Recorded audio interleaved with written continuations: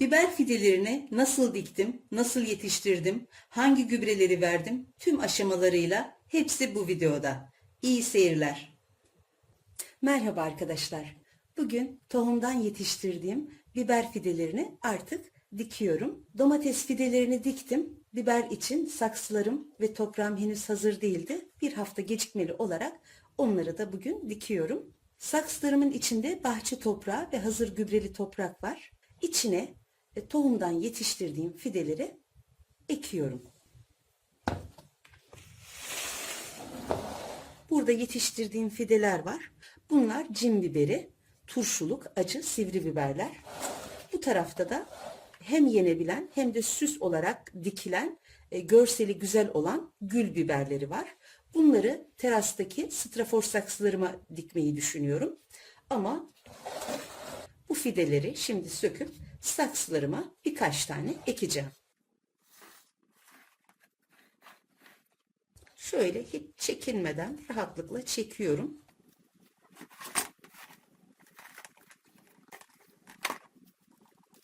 Kökü zedelenir, tutmaz diye en ufak bir endişeniz olmasın. Rahatlıkla toprağa tutunup kendini kurtarabiliyor. Biraz fazla beklediği için bayağı gövdeleri odunsu hale gelmiş. Bunu alıyorum. Saksımın içinde şöyle köklerin girebileceği kadar bir çukur açtıktan sonra bir tane fideyi ortasına yerleştiriyorum. Tutunması için de şöyle iyice bastırıyorum. Bu aşamada herhangi bir gübre vermiyorum. Önce bir tutunsun, kendini kurtarsın. Ondan sonra peyderpey vermeye başlayacağım. Hemen peşinden can suyunu veriyorum. Bu can suyu işini 3 gün üst üste devam ediyorum. Şimdi bunu kenara alıyorum. İkinci saksımı getiriyorum. Şöyle bir tanesini kökleri toprakta kalacak şekilde dikiyorum. Etrafını da elimde iyice bastırıyorum.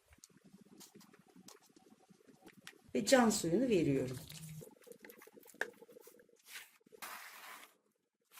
Burada şöyle uzun büyük bir saksım var. Bunun içine 3-4 tane dikmeyi düşünüyorum. Biberin saksısı ne kadar büyük olursa, toprağı ne kadar verimli olursa gelişimi de o kadar güzel olur. Ürün vermesi de yüksek olur.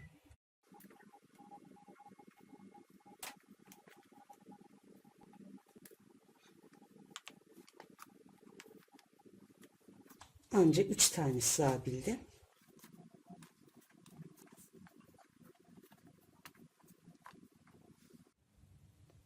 Bunların da can suyunu veriyorum.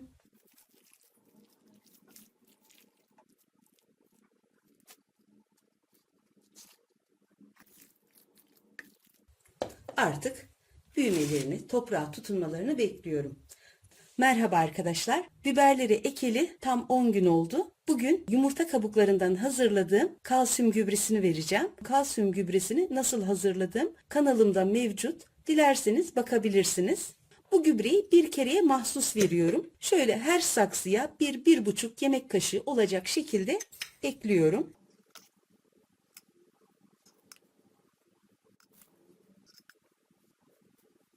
Şöyle hafif bir karıştırdıktan sonra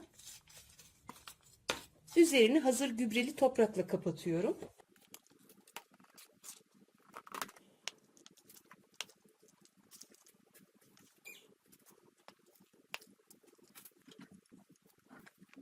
Toprakla kapattıktan sonra biraz da su veriyorum.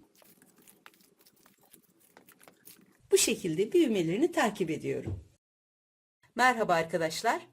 Biber fidelerim bir hayli büyüdü. Çiçeklerini oluşturmaya başladılar.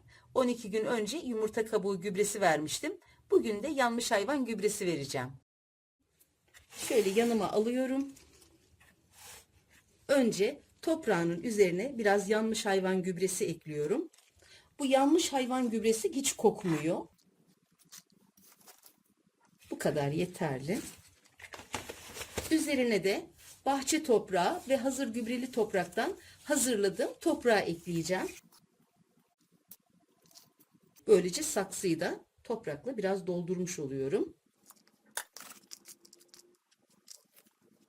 Bunun da üzerine seyreltilmiş muz kabuğu suyu, yani potasyumdan zengin bitki besinini veriyorum. Bunu ilk kez veriyorum. Bu muz kabuğundan hazırladığım potasyum yönünden zengin olan bitki besini kanalımda mevcut. Dilerseniz bakabilirsiniz. Şöyle kenara alıyorum ve diğerlerine de aynı işlemi yapıyorum.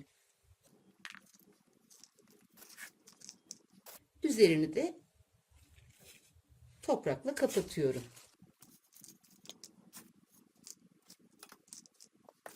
Suyunu da veriyorum.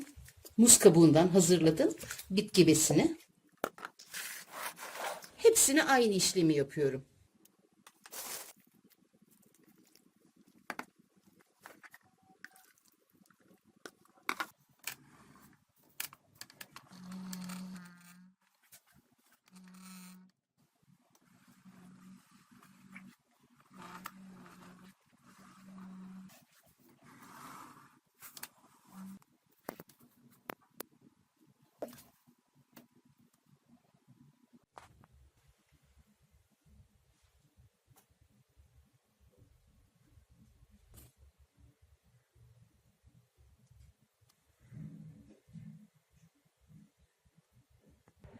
Biberleri içeride yanmış hayvan gübresi verdikten sonra terasa getirdim. Burası çok rüzgar alıyor. O yüzden yanına birer destek koydum. Böylece rüzgardan az etkilenmiş oluyorlar. Biberler çiçek açıp ürün vermeye başladı. Asıl ürünü bundan sonra verecek. Biberlere yanmış hayvan gübresi verdikten sonra 2 kez muz kabuğundan hazırladığım gübreyi verdim. Bir kez ısırgan otu suyu, bir kez de soğan kabuğu suyu verdim. Bunları dönüşümlü vermeye çalışıyorum. Arada da sadece su veriyorum. Bu şekilde büyümelerini takip ediyorum.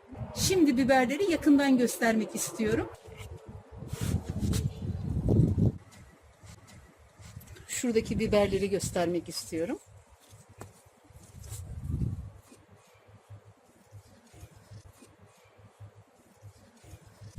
Bu biberler de gayet güzel büyüdü. 3. saksım.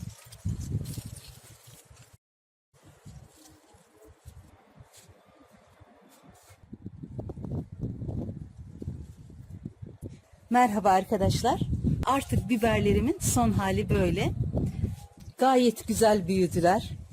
Şurada 6 kök biberim var. İnanın bir evin ihtiyacından daha fazla oldu. Turşuda, salatada, kahvaltıda, yemeklerde, her alanda rahatlıkla kullanabileceğiniz çok güzel bir biber çeşidi. Bunu böyle tazeyken, körpeyken, daha kartlaşmadan topladığınızda hiç acı değil. Kahvaltıda tüketilmesi çok güzel oluyor. Bekledikçe, sertleştikçe acı miktarı daha da artıyor. Geçen yıl bu biberlerden bir tane aldım. Önce fide olarak yetiştirdim. Sonra da saksılarıma ektim. Bu şekilde çoğalttım. Bakın bir tanesi beklemiş. Bekledikçe üzerinde bu şekilde kırmızı bir hal alıyor. Dilerseniz kurutabilirsiniz. Kışın yemeklerinize eklemek için kurutup mutfağınızda muhafaza edebilirsiniz. Bunların ekimi, yetiştirilmesi gerçekten çok zevkli ve hiçbir zorluğu yok. Ve karşılığında da böyle bol ürün alınca daha da insan mutlu oluyor. Bu mutluluğu herkes yaşasın isterim. Sizler de evinizde saksılarınızı boş bırakmayın. Bu tür sebzeleri yetiştirerek hem ev ekonomisine destek olun hem de kendinizi mutlu edin derim. Herkes yapsın, herkes denesin isterim. Şimdiden yapmak ve denemek isteyen herkese kolay gelsin.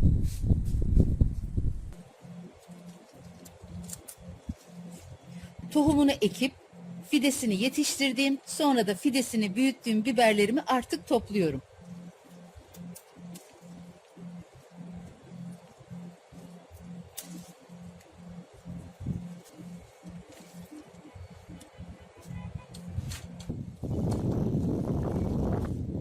Bu biberler böyle salkım salkım olduğu için mecburen avuç avuç topluyorum.